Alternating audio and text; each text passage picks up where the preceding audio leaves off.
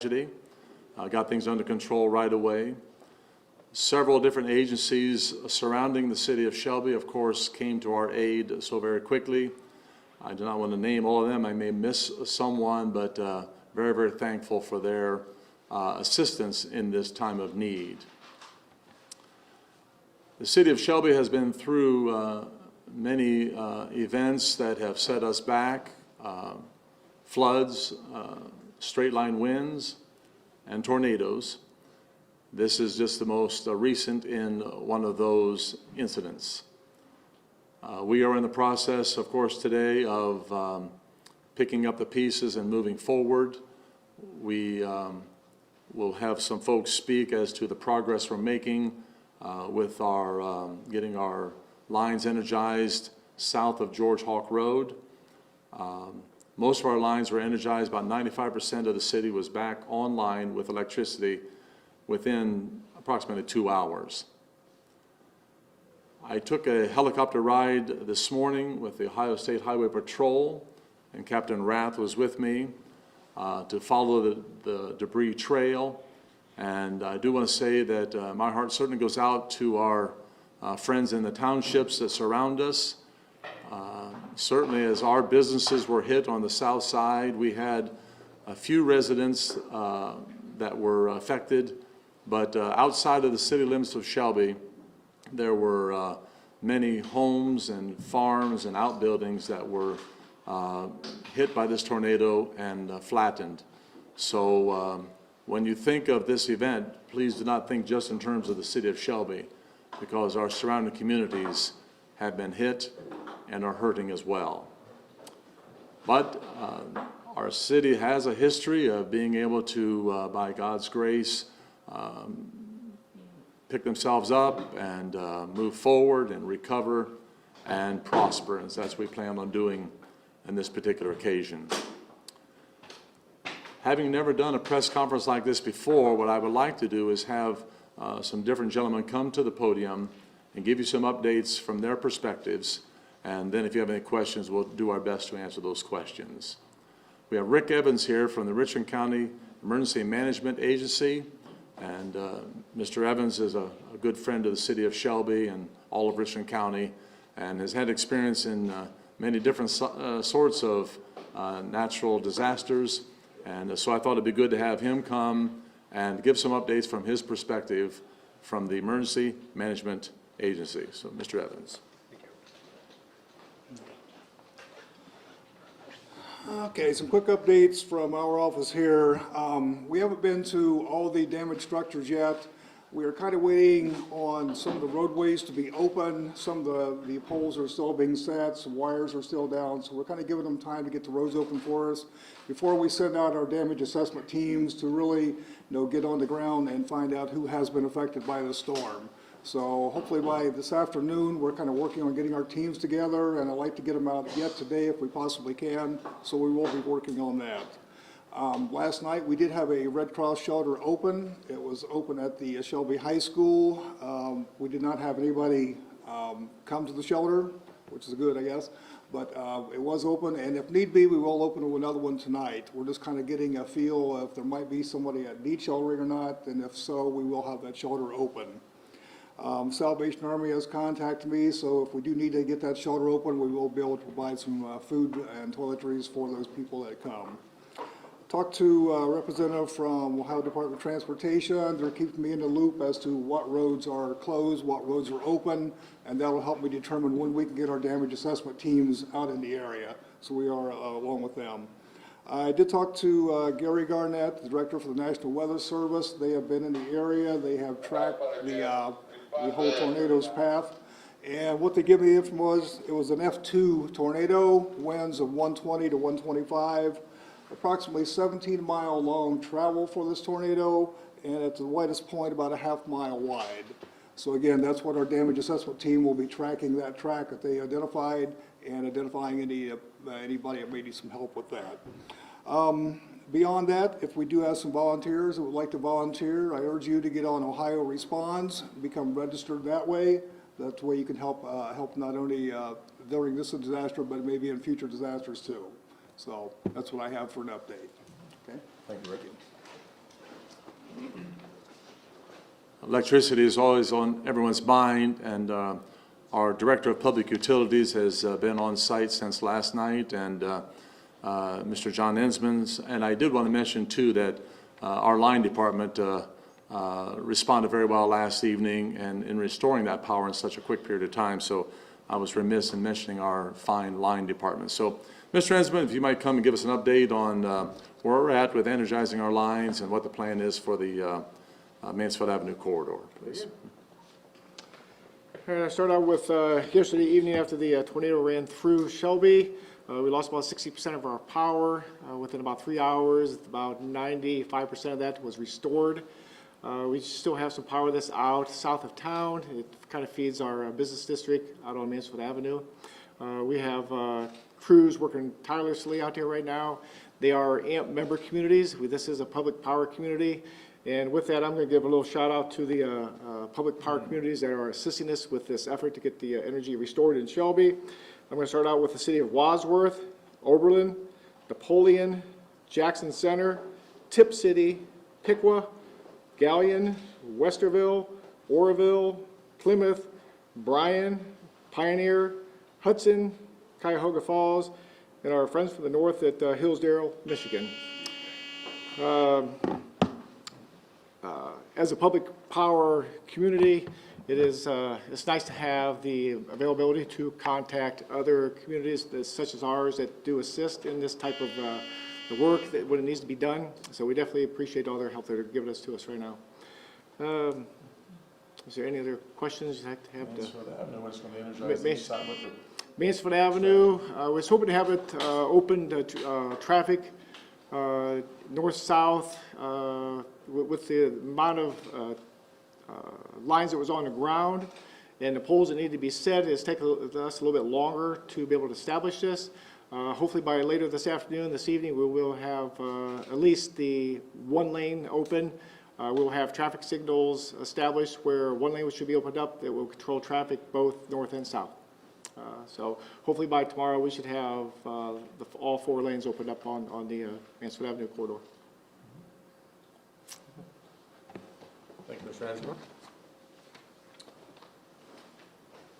Chief Combs, thank you for joining us.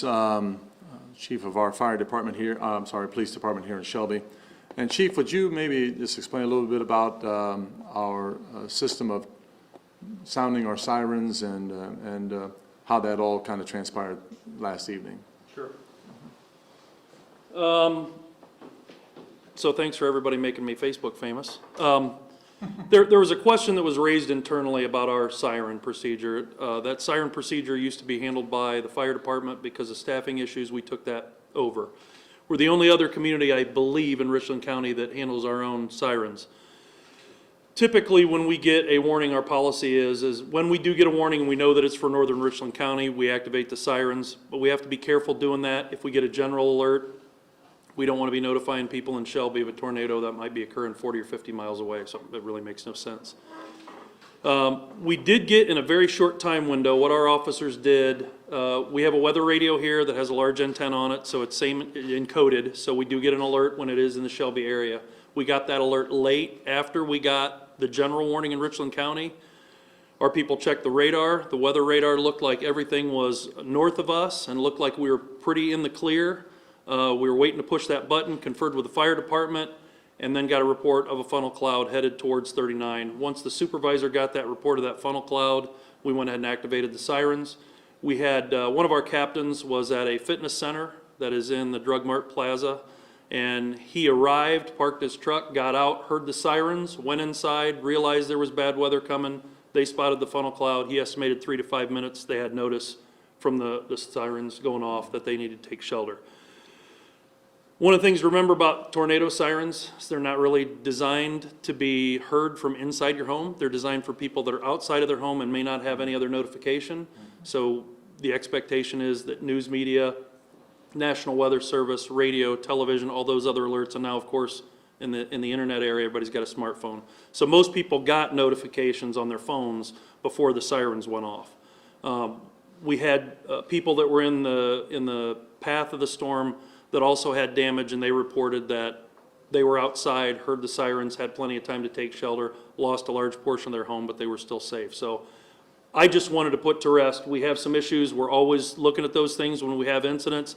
We don't want to overuse those sirens so that people don't take notice. One of the things that we kind of joke about is the fact that when the sirens go off, everybody comes out of their house to look outside and look at the sky, which is not what they should be doing. The sirens are designed to make sure that people get to shelter. We're reviewing that, but that responsibility falls on me to make sure that we're using those sirens in the right way.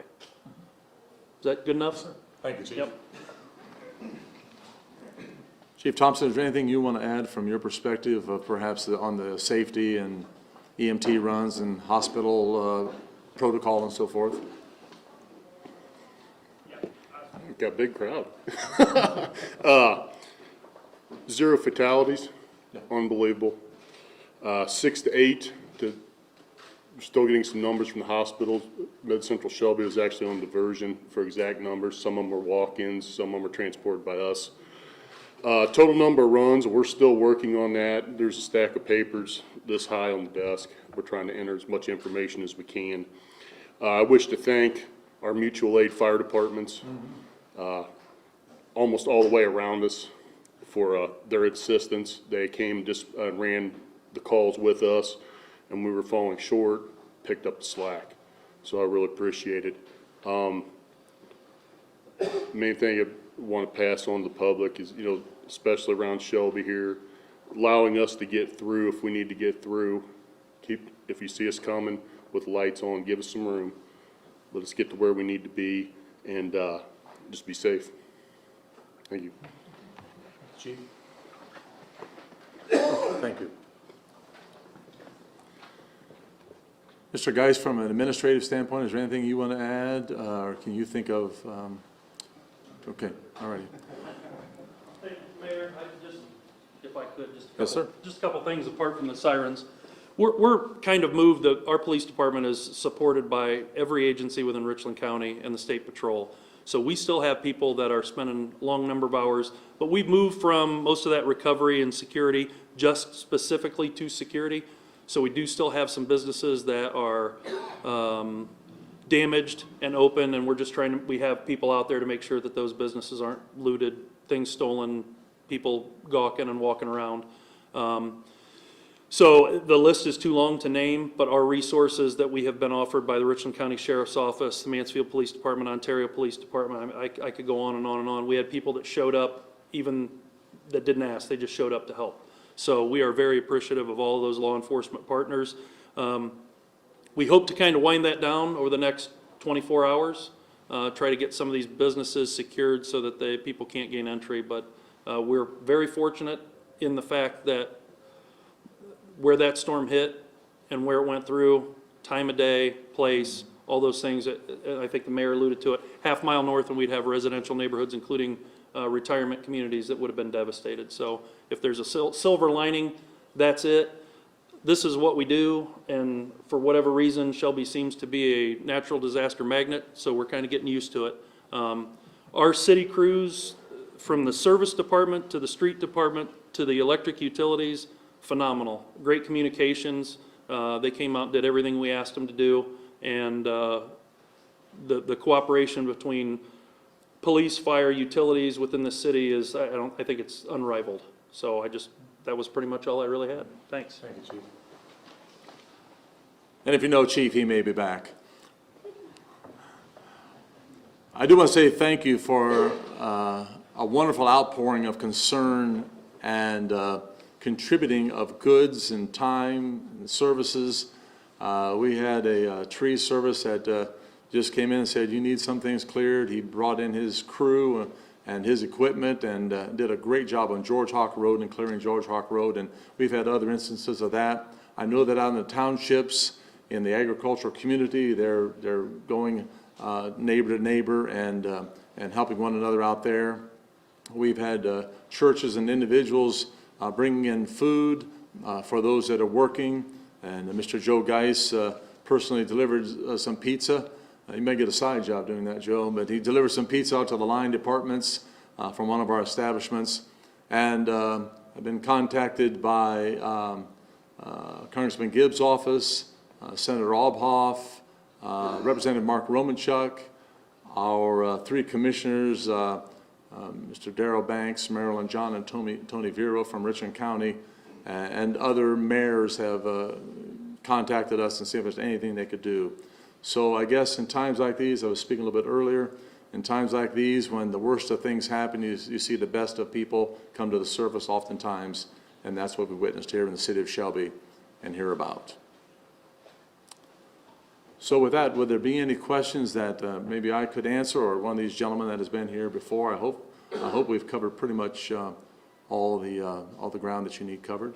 So what's your personal experience? Where were you when the tornado came through? Can you share your experience with us? And of course, you're thinking of everyone else as this is unfolding. Can you kind of walk us through what you were thinking, what you were feeling, what you experienced? I also am a pastor of a church here in town, so I was in the church building at 21 Washington Street, Calvary Baptist Church, and preparing for the evening service. I thought we were going to have service as usual, and my wife was there with me, and I'd gotten a warning on my phone that kind of alerted me, and so then at the second alert and the sounding of the sirens, we headed for the basement and took cover and stayed there for a good while. When we came back out, when we thought the coast was clear, there still was some residual wind that was going on around about us. We're right downtown Shelby. So as evidenced by the track, if you can kind of see the tracking on the map we have beside us, we were quite a bit north of where the impact of the tornado was. But as Chief said, the alarms, the sirens are designed to take cover, and that's what we did. There's always the temptation to peek out the window or go to the front porch.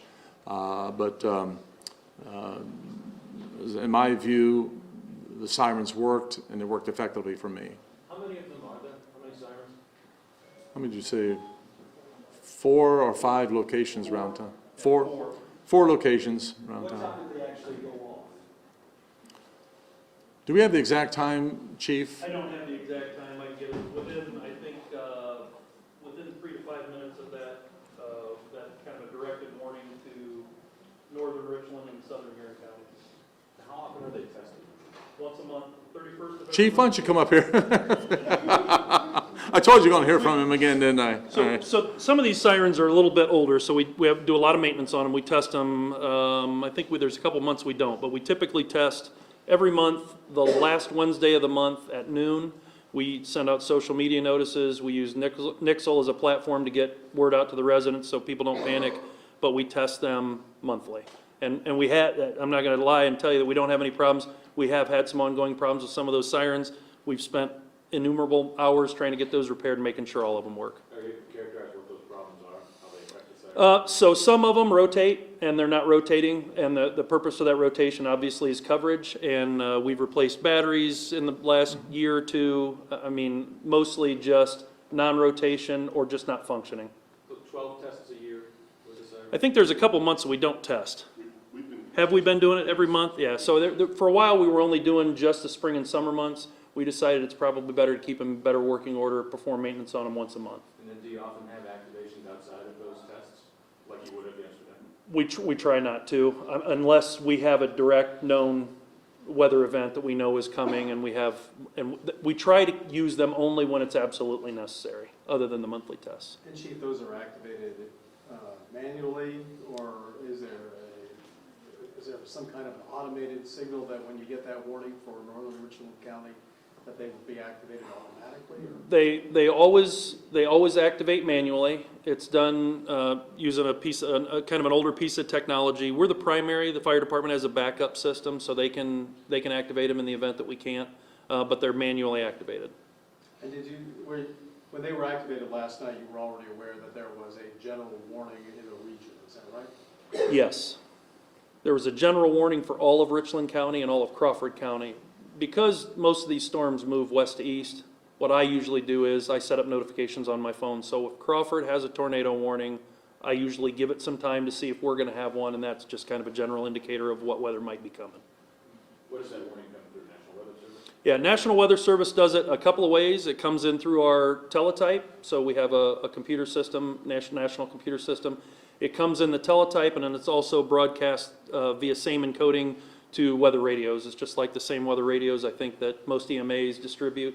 We have one of those. We've connected it actually to our dispatch console. So the dispatchers hate it because when it does go off, it alerts on that dispatch console, and they can hear and see the messages. Those usually come in simultaneously. And that's what you wait for, is that more directed, specific warning on that system? Yes. To come to you to call in the activation? Yes. And do you know how long that process takes from you to the button? No, it's usually, once the decision is made to activate, it's usually, we can do it within 30 seconds, I would guess.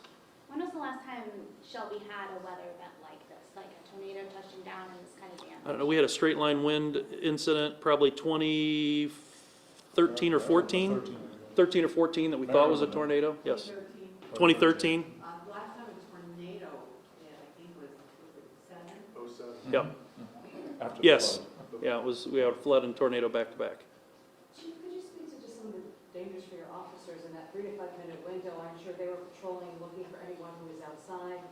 And after it came through, there's down live power. I mean, can you just kind of speak to what I can imagine was some pretty crazy in-chatter between officers and dispatch when all this was unfolding? I know that the fire chief probably would be better to speak on this than me. I know that our guys went out and immediately kind of realized the devastation, started calling for additional resources immediately. 39 was littered with utility poles, transformers, down lines. Evacuation because of gas leak.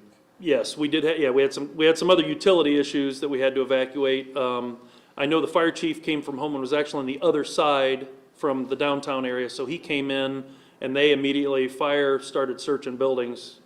We had a couple buildings that were devastated, they had to get in there. The dangers are really innumerable. If you've got gas leaks and electricity, not good.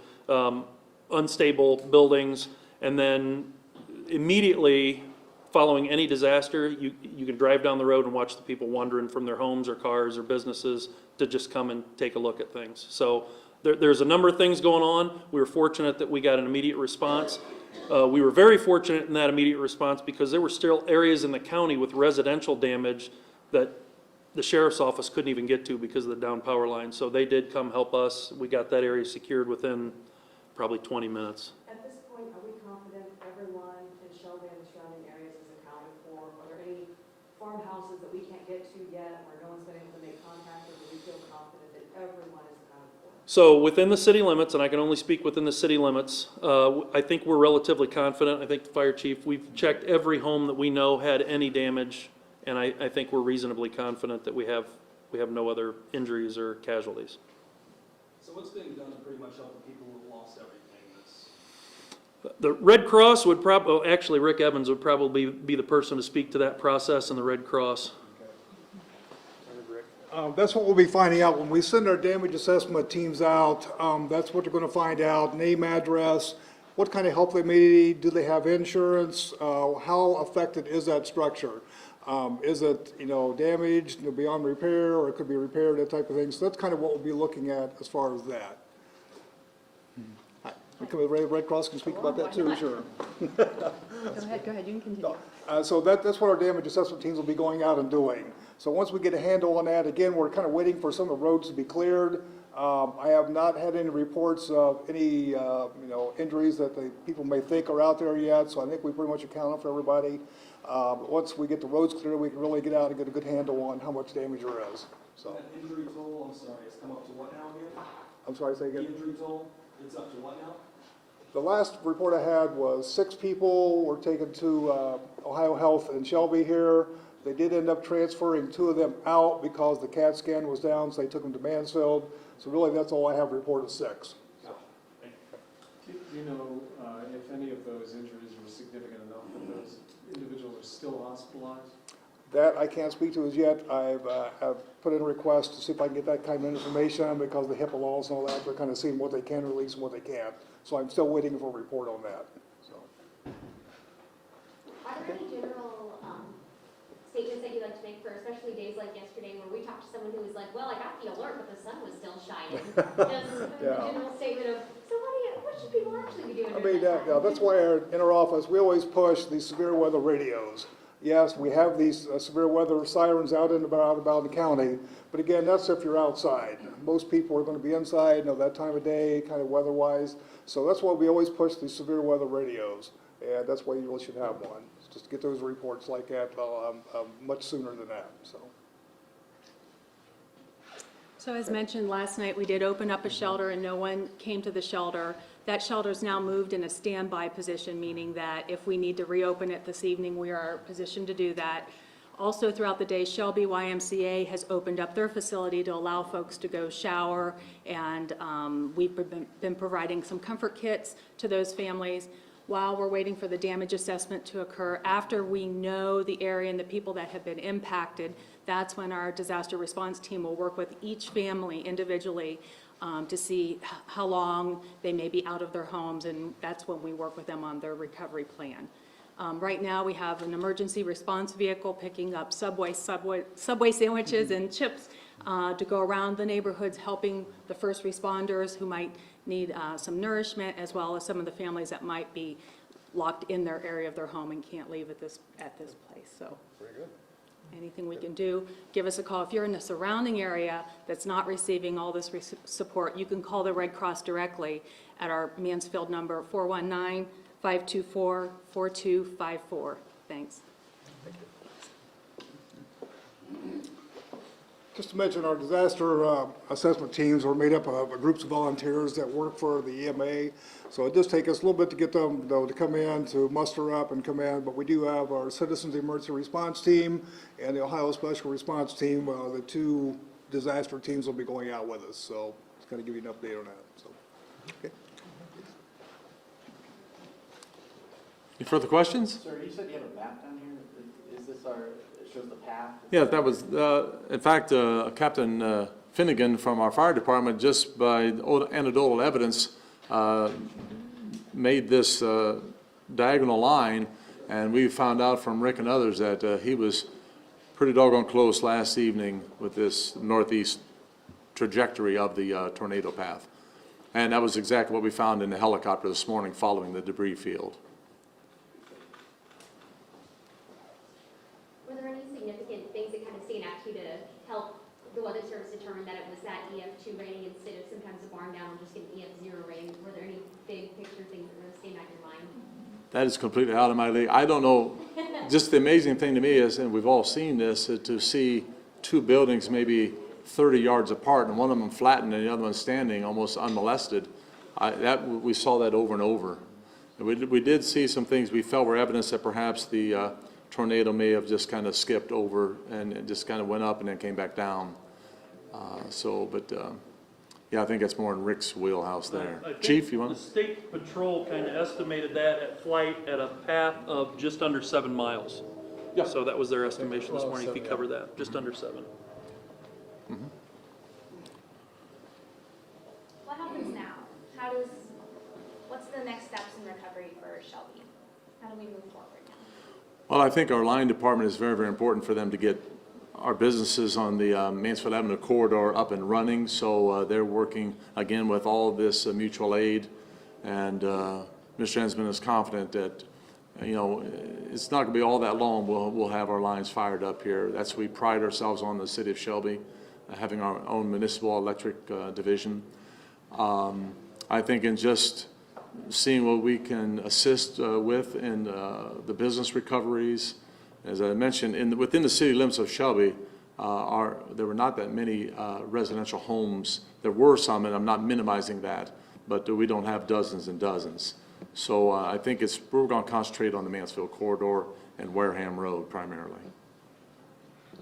Do you think the Rocket Shelby, the Rocket Chevrolet, was a total loss that was pretty severely damaged?